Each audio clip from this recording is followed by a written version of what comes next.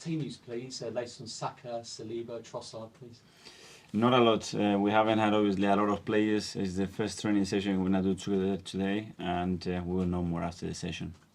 Did the international break come at a good time for you, do you think? I mean, it was such a great win for you, a great atmosphere afterwards, but did you want to continue or did you like the break? When you're in a good run, you want to continue, but it's what it is. We have used it in the right way. Obviously, we have a lot of players in duty, and connect everybody with the same mindset and go, because we're going to have a really difficult game against Chelsea. Just looking back on that match, a quick handshake with Pep Guardiola, but he gave you a message after he spoke to you. What did he say? Nothing, as usual. We have lost quite a lot against them, and when you win, obviously, you get congratulated. It was an important game. It was a beautiful day for us, and we move on. It seems like ages now. Yeah, absolutely. Your neighbours are currently top, but ultimately, do you still feel it's a two-horse race between yourselves and Manchester City, or do you see other teams involved? I don't have a clue who is going to be involved. We want to be there. That's the only thing that I know. In order to do that, we have to be perfect, and the league is so demanding. You see it every single week, and I think it's very, very open. And how much are you looking forward to the game tomorrow? So it's always an entertaining one, Chelsea, isn't it? Chelsea. It's a big game, and we know, and there is a big history between the two clubs, and the type of games that we have played against them. It's a very different one. I think this season I've been really impressed by Chelsea. I think they deserve much more than what they got on the table. I think what Mauritius in a really short time, it's phenomenal, and we're going to have to be at our best tomorrow. I bet Kai Havertz is excited to go back, isn't he? And Georgia as well, I'm sure they will be. They were there, they talk really highly about the club and everybody there, so it will be a special day for them. I just wanted to touch about an article I read yesterday on Aaron Ramsdale. He said he feared for his England place if he doesn't win his place back in the Arsenal side. How do you approach that? Do you try and give him more games, or does he just have to win his place back? It's not easy for you.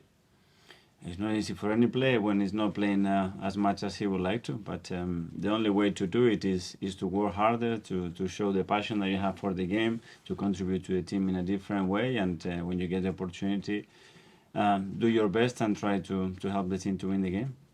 Finally, a club close to your heart. Rangers appointed a new manager this week, Philippe Clement. I know how much you love the club. Do you want to make a few comments? I wish him the best, and hopefully he can deliver again what he's done in other clubs, because he has a phenomenal career already. So wish him all the best, and hopefully we can get the club back to where we want. Thank you. Roger from the Premier League. Hi, Mikel. Hi. Just going back to the Manchester City result, a lot of people were saying at the time that would be a massive psychological step for Arsenal to get that win under their belts. Is that something you can genuinely feel around the place since then, and just getting the players in over the last couple of days? Is it something you can take into the Chelsea game?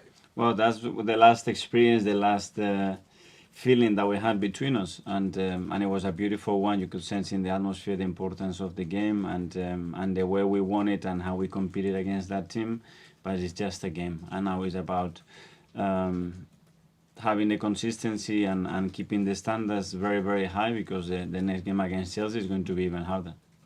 Chelsea themselves, difficult start to the season. They've won their last 3 in all competitions. Was it always a matter of time for Chelsea that, with the players and the squad that they have, that things would eventually start to click? Or do you think it's too soon to say that they've turned it I forward? think when you look, first of all, the manager, the coaching staff they have, the history at the club that they have, and the players and the squad that they have, is going to happen. I think it has happened pretty quickly. Not only the last 3 results, I think, as I said, again, I think they deserve much more in terms of points and results than what they already have. So you can see that they're going to be up there.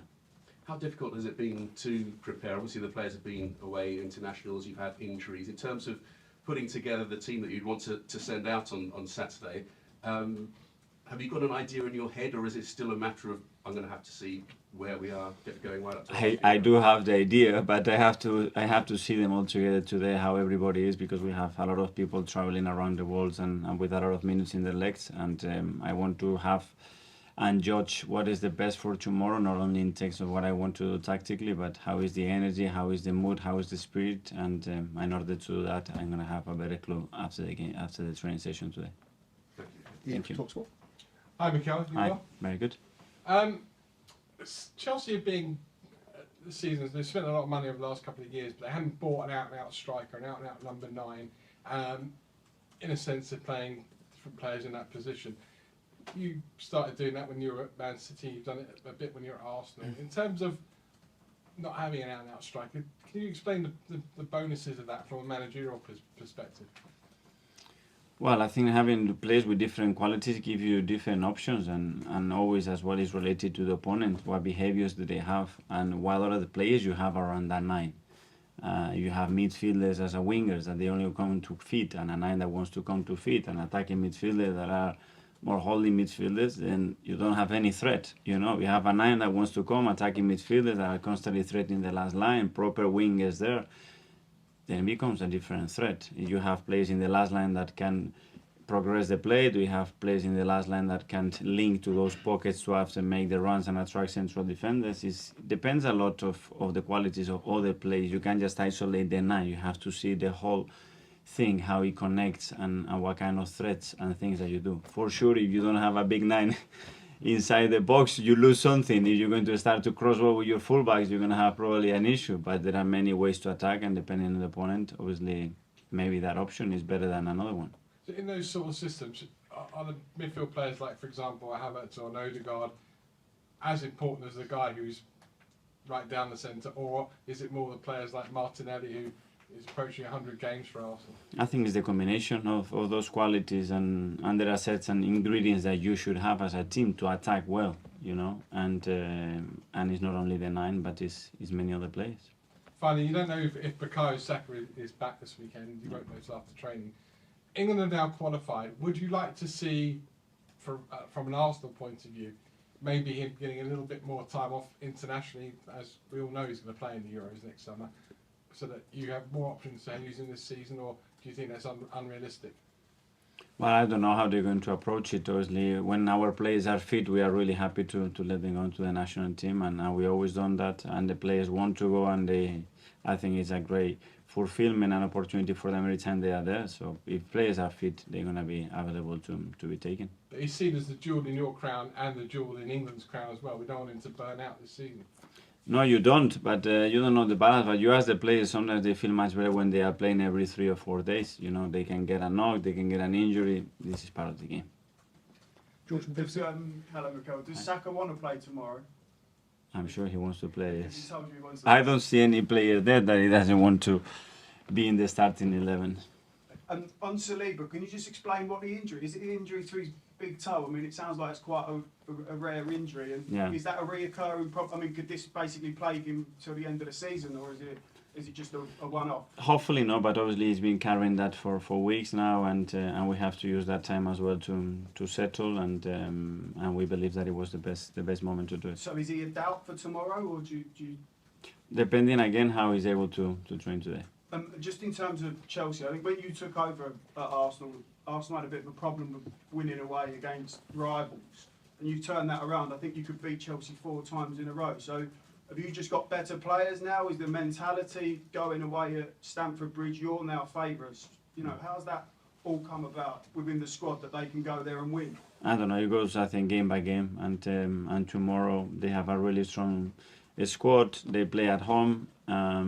We have as well. We're in a good moment. We'll try to play better than them and beat them, and that's it. And what happened in the past, it doesn't really matter. And just a word on Pochettino.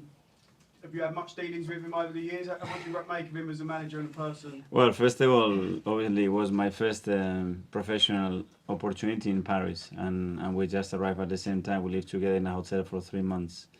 He was critical. He's been one of the most influential persons in my football career, first of all, as a player. Without him, he took me under the arm like this, and he looked after me like a little child, a little brother, and it was big part of the success that I had in Paris. It was because of him, because he really looked after me, gave me a lot of confidence, a lot of advice, and he's been a role model for me since that day. Not only when I was a player, but as a manager as well, because we have to make the decision to leave playing and start my coaching career. He had a big say on that, and I will be always grateful to what he's done for me. Have you had dinner since he's been back in London? Yeah, we've seen each other a couple of times, yeah. Thank you. Okay, go to Mark from PA. Okay, Hi. just on that, when you did retire.